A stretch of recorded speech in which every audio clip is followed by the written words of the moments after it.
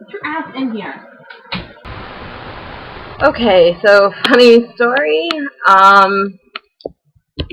I just talked to my computer for like a half an hour, and I had hit the capture button instead of the record button. So yeah, that was ridiculous.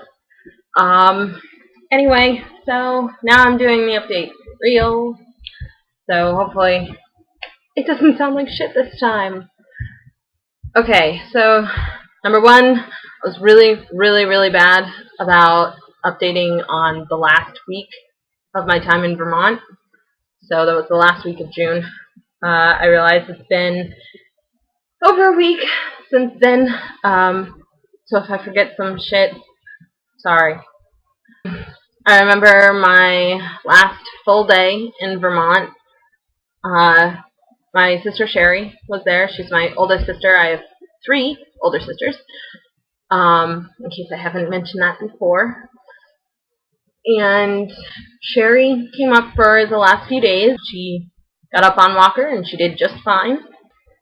Meanwhile, I was riding Silken, and we did a lot of work on balance and transitions, especially into her canter and down to the walk afterwards. Horses, generally, when they're not trained to carry themselves, tend to run into their gait.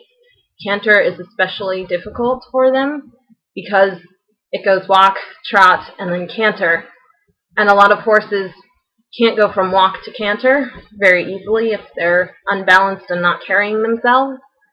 And same with canter to walk. They have a really hard time. So I was working on that, and Silken was doing really well. I was very proud of her. She's really bad at collected gait, which means a shorter stride. She has a really ground-eating stride for a small horse. So it was interesting to try and shorten that stride and keep her within the gait still. I've done that with horses previous to her, so I wasn't new to the experience. But it was interesting working with a new horse, as it always is. She was kind of my project pony during the month of June, and I have to say, for any potential buyers out there, she's amazing. Like, she might have specific dietary needs that you need to cover, but they don't cost much, and it makes her a really easy keeper. She doesn't need a pasture at all. She just stays on a dirt lot or in a stall, and you give her 12 pounds of hay a day. She's a really easy keeper. So definitely for 4-H project pony, she would be amazing. She would need an intermediate or advanced rider. She's definitely not for beginners, only because you need to know what you want to do. She could use a lot more work on jumping. She's not quite sure what she's doing with her body, so I think if somebody really dedicated time to that, she could turn into a nice little hunter pony. My mom has been continuing to ride Walker, and I want everyone to know how very proud I am of her for doing this. It's amazing that she's conquering her fears and wants to reach that dream of riding with my dad. I'm very happy for you, and keep up the hard work. Since I've gotten home, I measured myself on my arms, thighs, waist, hips, and bust. And overall, during the month of June, I lost 8 inches.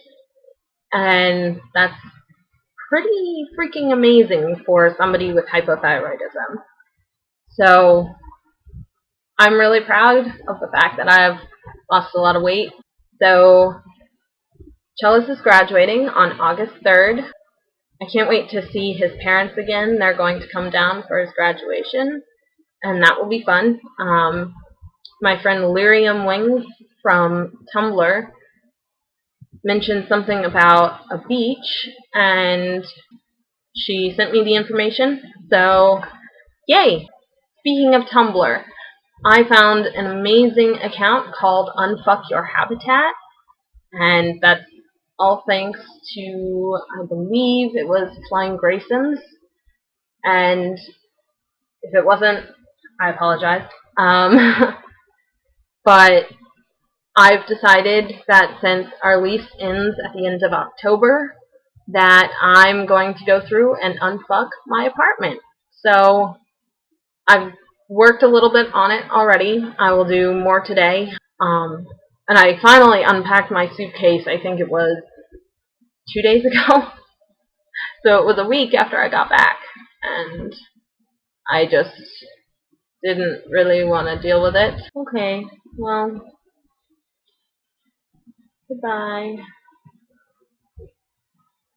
Goodbye, Bot Kitty. Up there.